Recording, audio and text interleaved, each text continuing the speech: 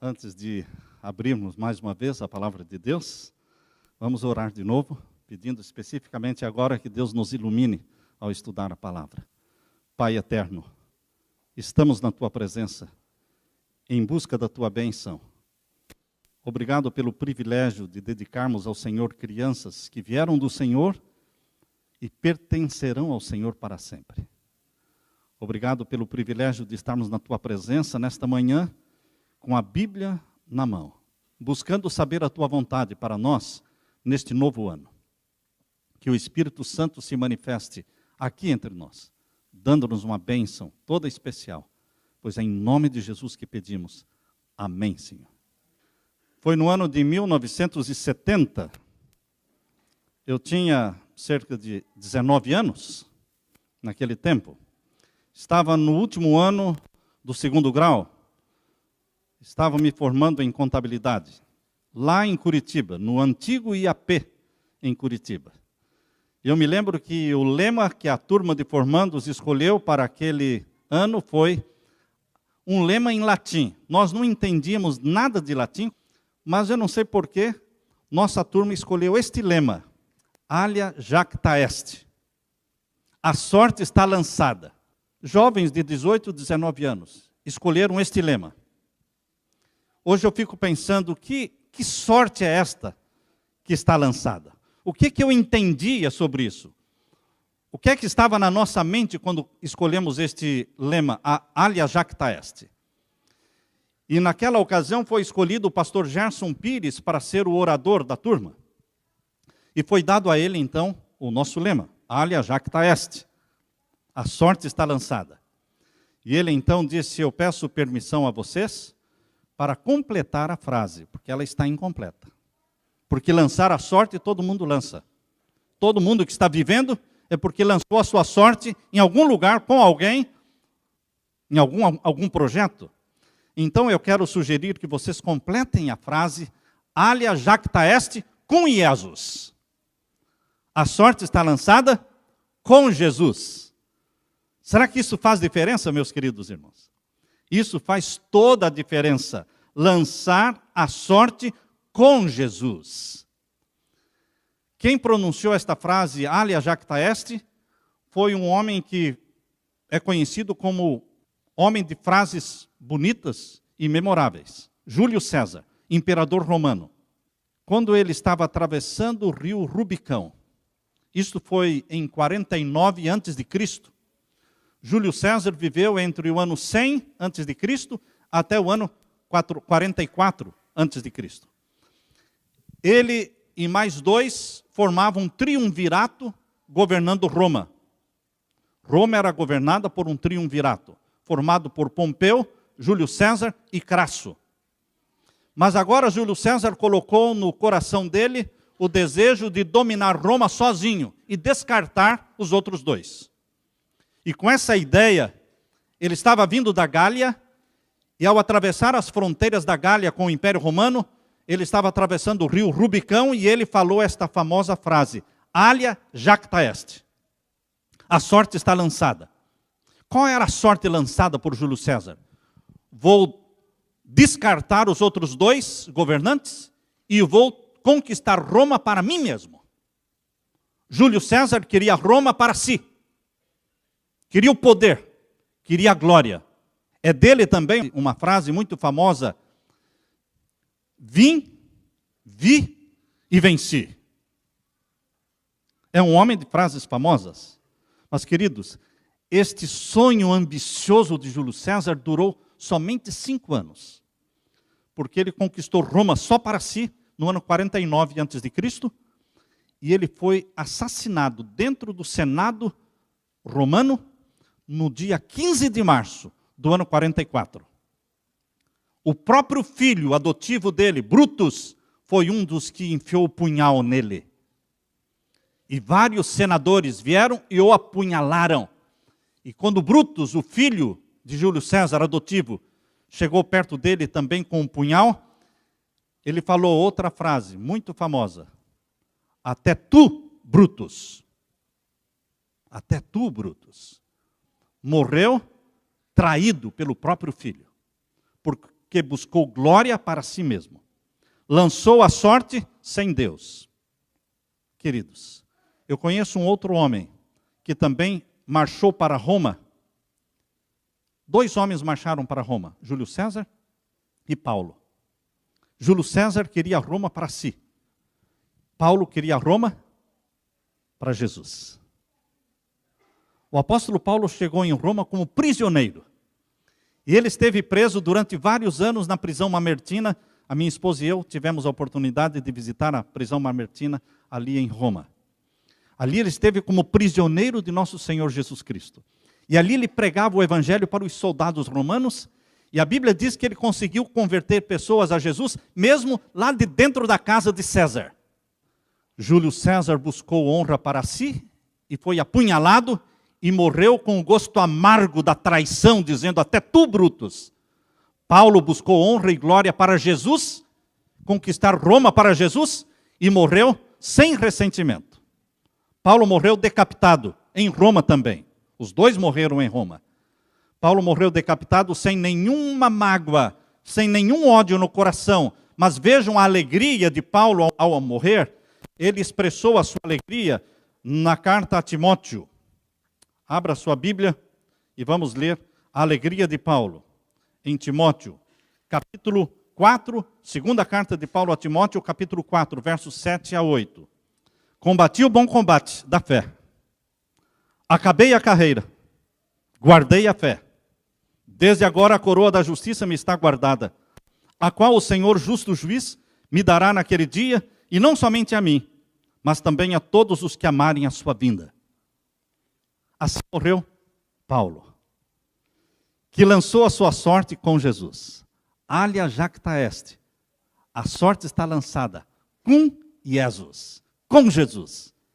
Que felicidade, que alegria e que conforto quando nós lançamos nossa sorte com Jesus. Neste começo de ano, pode saber que você terá muitos desafios. Eu não sei se dentro dessa caixinha de surpresas, que se chama Ano Novo, tem vitórias e fracassos. Tem saúde e tem doença. Tem bons empregos e tem desempregos também. Tem nascimento de bebês e tem também perda de entes queridos nossos, que nós amamos. Tem sorrisos e tem lágrimas. O ano que ora iniciamos, meus queridos, é uma caixa de surpresas. Mas o importante é lançar a sorte com Jesus. Se você lança a sua sorte com Jesus, não importa se teremos saúde ou doença, se vamos viver ou morrer, não importa. O importante mesmo é se estamos com Jesus. Paulo disse: para mim o morrer é lucro. Para mim o morrer é lucro, porque ele, vivendo ou morrendo, ele estava com Jesus. Eu quero lançar o desafio para você, meu querido irmão, para que neste começo de ano, lance a sua sorte com Jesus. Não fique esperando somente coisas boas e agradáveis. Não fique esperando somente alegrias, porque os caminhos de Deus nos levarão por vales coloridos e floridos, mas os caminhos de Deus nos conduzirão também por vales sombrios, escuros, onde você vai pensar: onde está Deus? Onde está o Senhor? Por que estou sozinho? Não, meu querido irmão, você não está sozinho. Quando você estiver atravessando vales sombrios, lembre-se que Jesus está ao seu lado. E quando você perceber que não existe aquele passo, os sinais dos passos de Jesus caminhando ao seu lado, quando você perceber que não existem esses sinais, lembre-se que Ele pode ter carregado você nos braços, naqueles passos. Eu estava lendo um folheto, uma fotografia, que foi colocada em Newtown, em Connecticut, lá onde foram mortas as 20 crianças. Um dos pais colocou ali junto à sepultura, colocou cartões. O cartão mostrava um caminho todo florido, ladeado por árvores lindas, e atrás do cartão estava escrita a história daquele homem que estava caminhando pela praia, E ele viu que, quando ele observou, ele viu que ao lado dos seus pés existiam outros 2 pés, que eram os pés de Jesus caminhando com ele o tempo todo. E ali estava atrás daquele quadro esta história, colocada ali pelos pais de uma criança que morreu em Newtown. E a história termina dizendo: quando você viu que só existiam 2 passos, 2 sinais de passos, não é o momento em que eu abandonei você, é o momento em que eu carreguei você nos braços.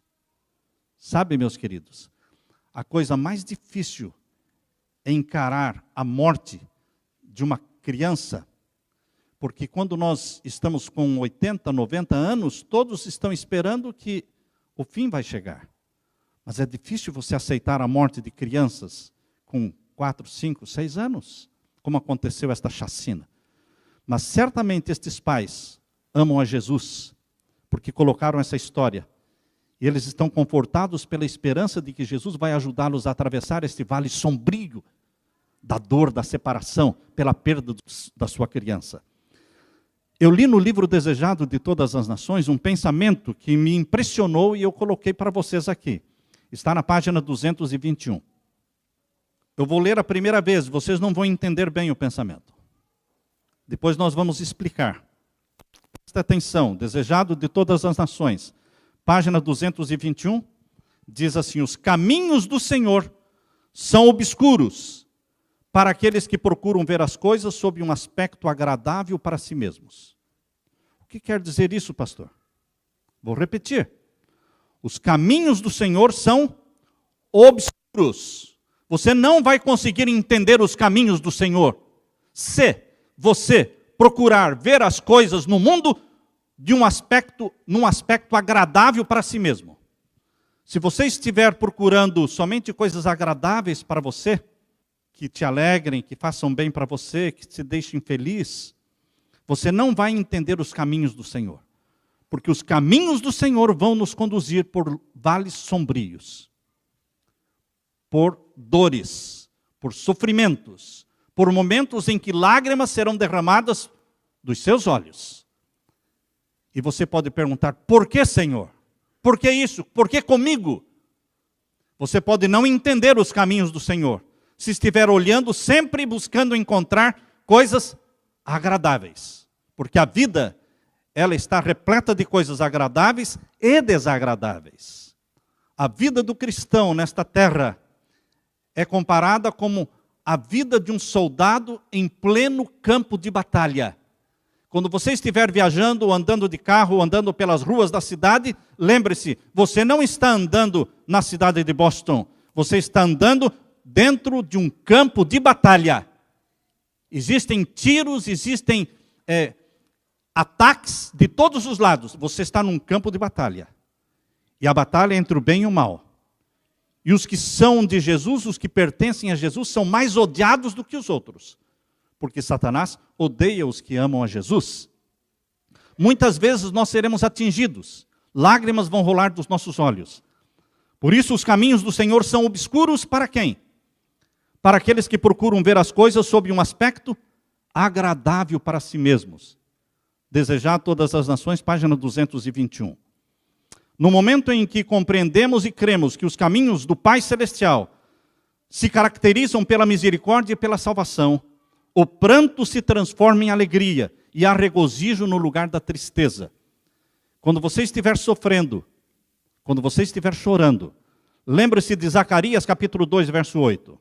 Abra sua Bíblia em Zacarias capítulo 2, verso 8. Isso nos conforta. O que está em Zacarias capítulo 2 e o verso 8. Porque aquele que tocar em vós, toca na menina do seu olho. Você, para Deus, é a menina do olho dele.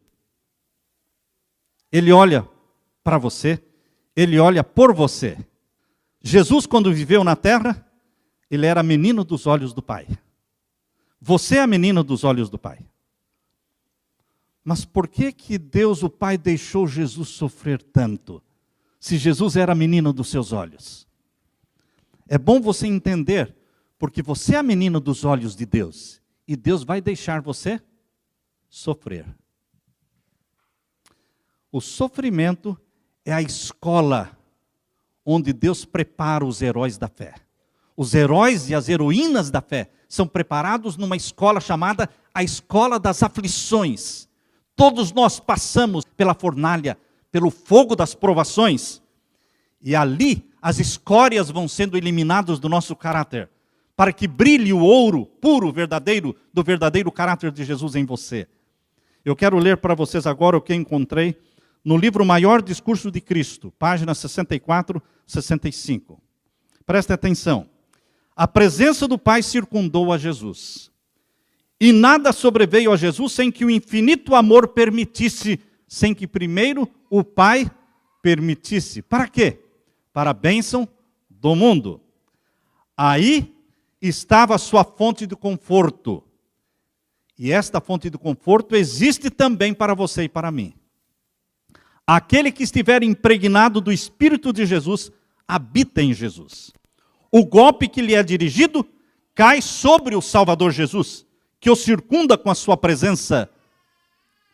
O que quer que lhe aconteça vem de Jesus. Não precisa resistir o mal, porque Cristo Jesus é a sua defesa.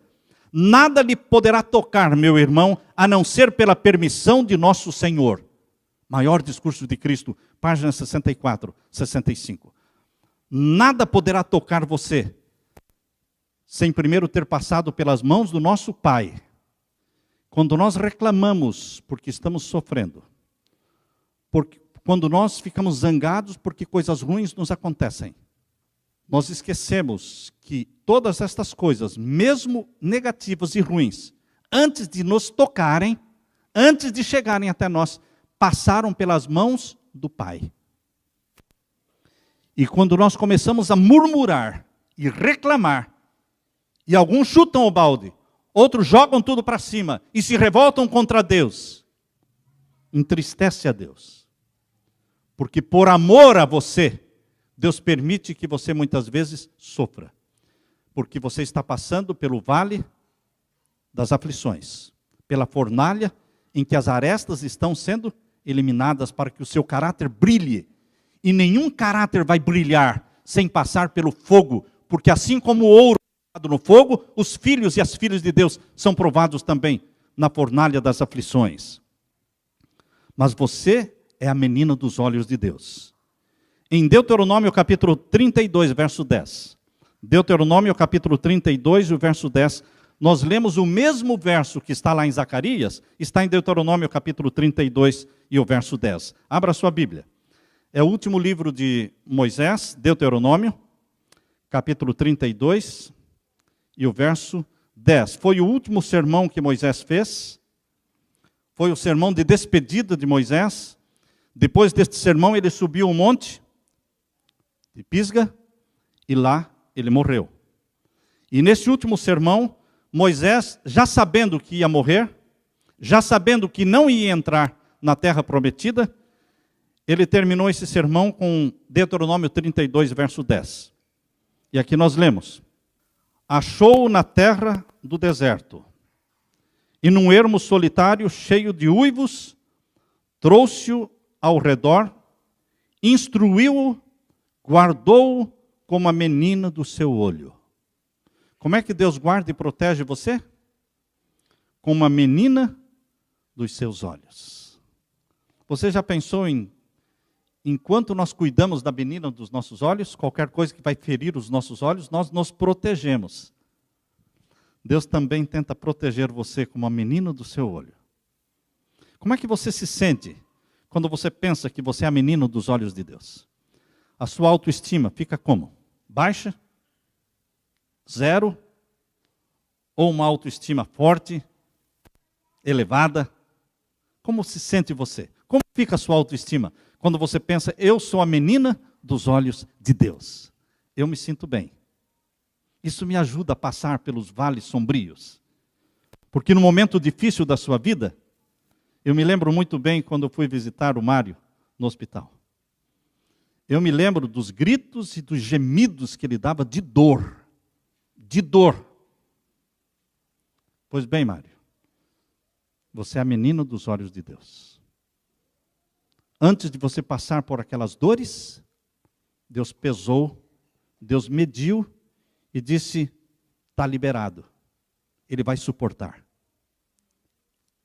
Queridos, somente o Espírito Santo do nosso Deus pode nos ajudar a passar pelos momentos difíceis e não nos deixar revoltados. O mundo está cheio de gente revoltada contra Deus. Porque Deus permitiu isso, porque Deus levou o meu filho, porque Deus matou esse, porque Deus fez aquilo. O mundo está cheio de cristãos revoltados. Pessoas que não se sentem a menina dos olhos de Deus. Mas Deus vai tratar você, meu querido irmão, do jeito que tratou o seu filho unigênito. Se Deus permitiu que o seu filho unigênito fosse perseguido, fosse desprezado, fosse traído, Jesus nunca se revoltou. Jesus sempre se sentiu como a menina dos olhos do Pai. E quando Jesus tentava fugir da morte, passa de mim este cálice. O que é que o Pai respondeu para Jesus? Não, filho. Você tem que beber o cálice da morte. Existe uma bênção maior que resultará desta morte. Existe uma bênção maior. Quando Deus permite que o sofrimento venha na sua vida, meu irmão, é porque uma bênção maior está sendo vista. Uma bênção maior resultará do sofrimento. Portanto, atravesse o vale sombrio louvando a Jesus. Dizendo, Senhor, eu não sei porquê, eu não sei para quê, eu não entendo nada do que está acontecendo, mas eu acredito que sou a menina dos teus olhos e o Senhor vai cuidar de mim. O Senhor vai me ajudar a sair desta como um homem, uma mulher vitoriosos na fé. Se você for lançado na fornalha de fogo ardente, como os 3 hebreus foram, se você for lançado na cova dos leões, como Daniel foi, mesmo assim você é a menina dos olhos de Deus. Se você tiver que suportar a morte como João Batista, ou ser lançado dentro de um caldeirão de óleo fervendo, como João, ou exilado na ilha de Patmos, como João, o profeta, mesmo assim você é a menina dos olhos de Deus. Em todas estas provações seremos mais do que vencedores, porque lançamos a nossa sorte ao lado de Jesus. E quando você lança a sua sorte ao lado de Jesus, você ganha uma inimizade da parte de Satanás. É impossível ser amigo de Jesus e não ser inimigo de Satanás. É impossível. Porque você tem que lançar a sorte de um lado ou do outro lado. Paulo lançou a sorte com Jesus. Lutero lançou a sua sorte com Jesus. Martinho Lutero, que viveu no século XVI, que fundou a Reforma Protestante. Se hoje existe Igreja Adventista do Sétimo Dia, Igreja Batista, Igreja Luterana, Igreja Metodista, é porque um dia um homem teve coragem de lançar a sua sorte ao lado de Jesus e ser perseguido, caçado, para ser morto. Mas ele fundou a Reforma Protestante, Martinho Lutero. E quando um outro sacerdote chegou até ele e disse, Martinho Lutero, você está fazendo isso aí? Você já pensou no que você está fazendo? Você não é nada, Martinho Lutero. O que é que você vai fazer quando o Papa mover os seus exércitos atrás de você? Ele vai esmagar você. O que é que você pensa que vai poder fazer? Onde estará você quando vierem os exércitos contra você? E Martinho Lutero calmamente respondeu, quando os exércitos romanos vierem contra mim, eu estarei onde sempre estive, seguro nas mãos do Todo-Poderoso. Queridos, por isso ele fundou a Reforma Protestante. Não foi brincando, não foi passeando. A herança que nós temos hoje do protestantismo é uma herança que nasceu de uma decisão de alguém que lançou a sua sorte com Jesus, correndo risco de vida. Este novo ano pode trazer para você o quê? Perseguições, desemprego, perda de entes queridos, mas pode trazer também vitórias, fortalecimento na fé, apego a Jesus Cristo, desilusão com o mundo. Quem sabe Deus quer que você chegue no final mais desiludido com o mundo e mais apaixonado pelo céu. Quem sabe? Eu confesso a vocês que eu fico cada dia mais desiludido com o mundo.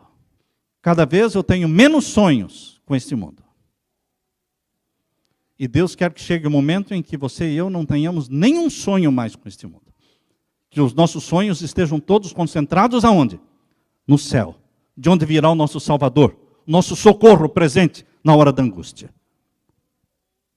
Sabem, queridos, é possível sepultar cristãos? Sim, mas é impossível sepultar Deus.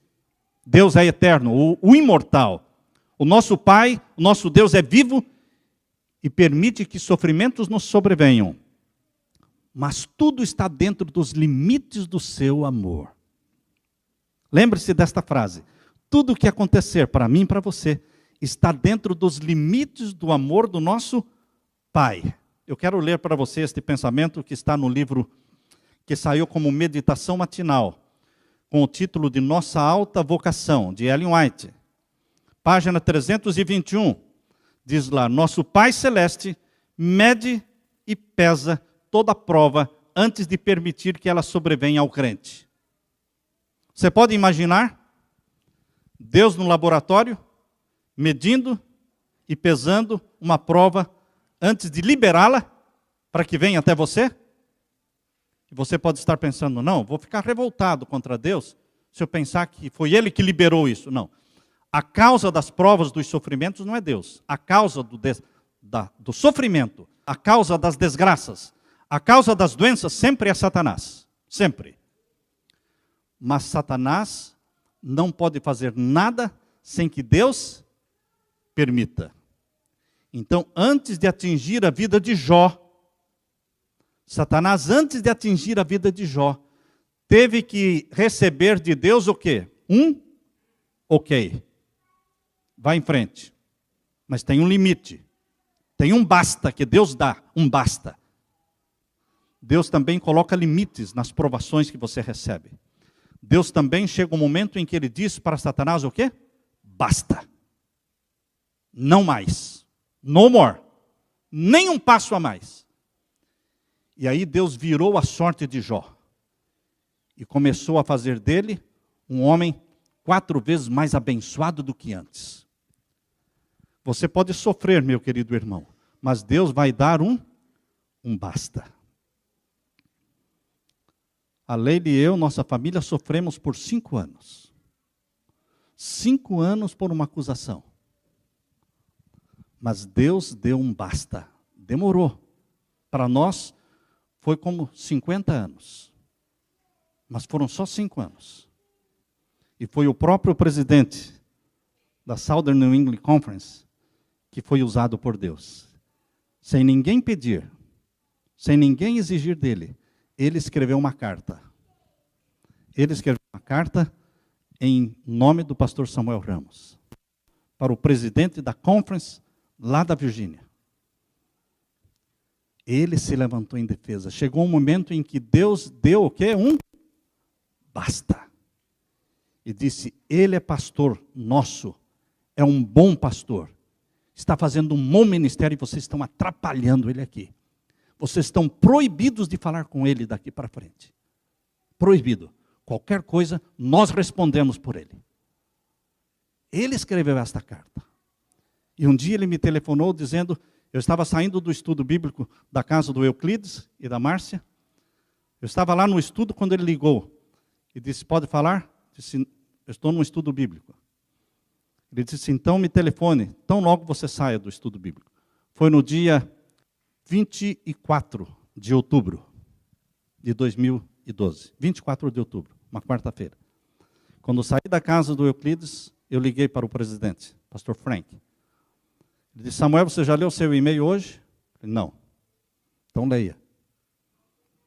Porque eu escrevi uma carta. Eu não sabia que carta. Eu escrevi uma carta para o presidente, outro. Leia a carta. Eu cheguei em casa, irmãos, e comecei a ler a carta. A Leila e eu choramos. Choramos. Eu fiquei pensando, como este homem escreveu uma carta assim, sem ninguém pedir? O Espírito Santo moveu o coração dele. E ele deu um basta. Então, meus queridos irmãos, quando vocês estiverem sendo perseguidos, ou maltratados, ou sofrendo, lembrem-se, tudo passou pelas mãos de quem? Do Pai. Ele mediu, ele pesou, E Ele não permite que você seja perseguido mais do que você pode suportar com a graça dEle. E lembre-se que assim como foi no caso de Jó, vai chegar um momento que o Deus Pai vai dizer o quê? Basta, não mais. Nem 1 centímetro você pode avançar mais contra o meu filho, a minha filha. Porque ele é a menina dos meus olhos. Eu quero ler de novo. Nosso Pai Celeste mede e pesa toda prova antes de permitir que ela sobrevenha ao crente. Considera as circunstâncias e a força daquele que há de estar sob a experiência e a aprovação de Deus. E jamais permite que as tentações sejam maiores que a capacidade da resistência. Nossa Alta Vocação, página 321. Jesus examina cuidadosamente cada uma das provações, avaliando todos os seus aspectos, de acordo com a nossa capacidade. Por exemplo, Ele mede a minha capacidade para lidar com o insulto. Ele mede a sua capacidade para lidar com o insulto, com a zombaria. E diz, não, isso aqui o meu filho não vai suportar, então não vou permitir. Ah, isso aqui ele suporta, então eu vou permitir. Porque ele vai sair mais forte do que antes desta provação. Jesus considera os benefícios a serem auferidos da provação, para ver se vale a pena. Determina se sou suficientemente forte para suportar, ou se está demasiadamente pesada para mim. Você e eu não estamos à mercê do fatalismo. Você e eu não estamos à mercê do mal. Não. As coisas que nos acontecem não são produtos do acaso, ou do azar, ou da falta de sorte. Não. Somos filhos e filhas do Pai Celeste. E nada pode nos tocar, a não ser pela permissão do nosso Senhor. Maior discurso de Cristo, página 64 e 65. Queridos, num dia de verão, lá no Texas, o pastor Roberto Spangler, já é falecido agora, ele era pastor no Texas, e foi visitar um dos seus anciãos, ele morava numa fazenda no Texas. E quando chegou na casa do ancião, ele viu que, conversando ali com a família, ele viu ali um cão, um fox terrier, feio, todo mar. Sabe quando você olha para um cão assim, você sente assim um negócio ruim, porque o cão estava cheio de cicatrizes, machucado. E o pastor olhou para aquele cão e disse para o ancião, o que aconteceu com este cão? E o ancião explicou, pastor, quando nós mudamos aqui quando nós compramos esta fazenda, era uma fazenda cheia de cascavéis. Mas tinha muitas cobras aqui, cascavéis. E este cão foi mordido por uma cascavel. Ele ficou entre a vida e a morte. Nós o levamos para o veterinário olhou para ele e disse, olha, esse cão vai morrer, ele pode morrer. Do jeito que ele está, é mais provável que ele morra. Mas, se ele não morrer, das duas uma, ou ele vai ser um cão covarde fugindo de qualquer cobrinha por aí, ou ele vai se tornar um matador de cascavel. Se ele não morrer, das duas uma, ou ele vai ser um cão covarde, ou ele vai ser um matador de cascavel. E o ancião disse, ele não morreu, pastor. E ele se tornou um matador de cascavel. Hoje não tem nenhuma cascavel mais na fazenda. Matou todas. O senhor está vendo ele todo machucado aí? Pois as cascavéis mordem ele morde a cascavel, pois ele matou todas. Ele ficou imune aos venenos da cascavel. Ele ficou imune aos venenos da cascavel. Não é isso que Jesus está fazendo com você, meu querido irmão? Na luta com o pecado, você vai se tornando o quê? Imune aos venenos do pecado. Na luta contra Satanás, você fica todo cheio de cicatrizes. Jesus está cheio de cicatrizes. Jesus tem cicatriz na fronte, provocada pela coroa de espinhos. Jesus tem cicatriz nas duas mãos. Jesus tem cicatriz nos pés. Jesus tem cicatriz aqui do lado. E quando nós olhamos aquelas cicatrizes, nós lembramos que se tornou imune aos venenos da serpente. Ele venceu a serpente. E Jesus quer dar para você a vitória sobre a serpente. Provações, vamos ter. Mas lembre-se, quando as provações vierem, você está dentro dos limites do amor de Deus. E em nome de Jesus você vai sair vitorioso. Aleluia, irmãos. Aleluia. Glória ao nosso Pai que nos trata como a menina dos seus olhos. Bendito seja este Deus. Amém? Amém.